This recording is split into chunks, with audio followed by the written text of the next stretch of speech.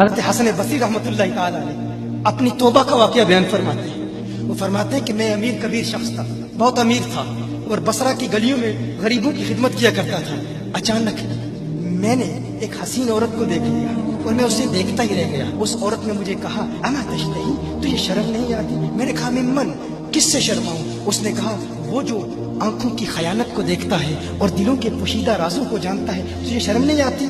تجھے حیا نہیں آتی؟ کہا اس کا جملہ تو بہت بڑا تھا. حسن بصری اپنی توبہ کا واقعہ بیان فرما رہے ہیں. فرمایا اس کا جملہ تو بہت بڑا تھا، لیکن وہ اتنی حسین تھی، ایسی خوبصورت تھی، میں پھر بھی مسلسل اسے دیکھتا رہا اور دیکھتا ہی رہ گیا. اور پھر آخر اس نے کہا کیوں بار بار مجھے دیکھتا ہے؟ میں نے اس عورت کو کہا کہ تیری آنکھیں اتنی خوبصورت ہیں کہ تیری جھیل جیسی آنکھوں میں ڈوبنے کا جی چاہتا ہے. اس عورت نے کہا اچھا تو ایسی بات کرتا ہے، تو یہاں انتظار کر. وہ عورت اپنے گھر میں چلی جاتی ہے. تھوڑی دیر کے بعد کہا میں انتظار کر رہا تھا. تھوڑی دیر کے بعد اس کی خادمہ آتی ہے، اس کے ہاتھ میں ایک تشت ہے اور اس تشت کے اندر اس پر ایک کپڑا ہے. کہا میں نے کپڑا اٹھایا تو اس میں اس کی 2 آنکھیں تھیں. اس نے اپنی 2 آنکھیں نکال کے اپنی خادمہ کو دے دی کہ اس کی وجہ سے اس کا دل دین سے دور ہوا ہے، مجھے یہ آنکھیں نہیں چاہیے. کہا اس پر ایک کاغذ تھا، کاغذ پر لکھا ہوا تھا مجھے ایسی آنکھوں کی ضرورت ہی نہیں جس سے ایک مرد فتنے میں مبتلا ہو جائے. میری بہنیں جو اس گفتگو کو سن رہی ہیں ان کی بارگاہ میں بھی عرض ہے، وہ بہنیں جو گھنٹوں آئینے کے سامنے کھڑی رہتی ہیں فقط اس نیت سے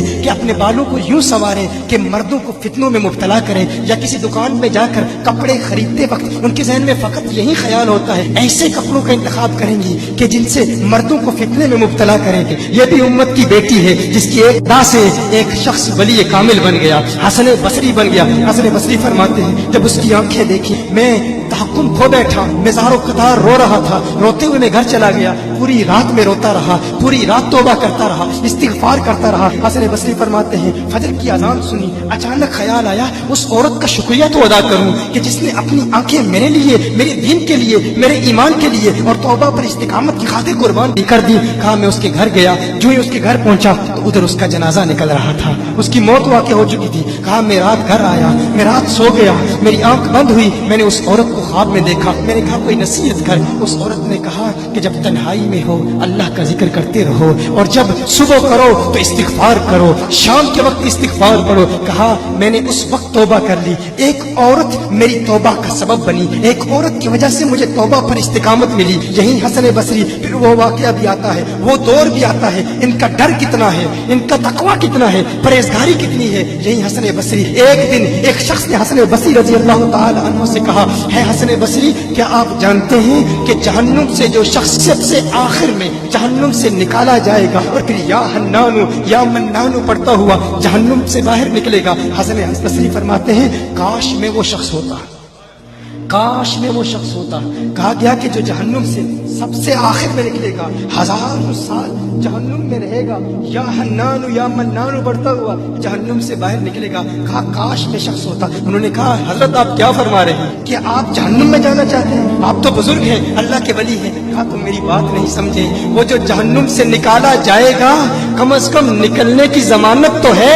اس سے یہ تو پتا چل رہا ہے کہ ایمان پر موت واقع ہوگی. مجھے اپنے ایمان کی ضمانت نہیں ہے. میں نے اس لیے کہا کہ اگر مجھے یہ ضمانت بھی مل جائے کہ میں وہ ہوں تو وہ بھی مجھے قبول ہے، کم از کم ایمان تو سلامت لے کے جاؤں. میں کہتا ہوں اللہ فرماتا ہے خوف نہیں ہے، ڈر نہیں ہے. پھر فرماتا ہے یہ ڈرتے بھی ہیں، یہ ڈرتے بھی ہیں، لیکن ان کے ڈر اور ہمارے ڈر میں فرق کیا ہے؟ ان کے ڈر اور ہمارے ڈر میں فرق کیا ہے؟ وہ ایک سے ڈرتے ہیں، کسی دوسرے سے نہیں ڈرتے. فرق کیا ہے؟ وہ ایک سے ڈرتے ہیں، ایک سے ڈرتے ہیں، کسی دوسرے سے نہیں ڈرتے. ہم اس ایک سے نہیں ڈرتے، اسی لیے ہر ایک سے ڈرتے. یہ فرق ہے، ہم اس ایک سے نہیں ڈرتے اسی لیے ہر ایک سے ڈرتے ہیں.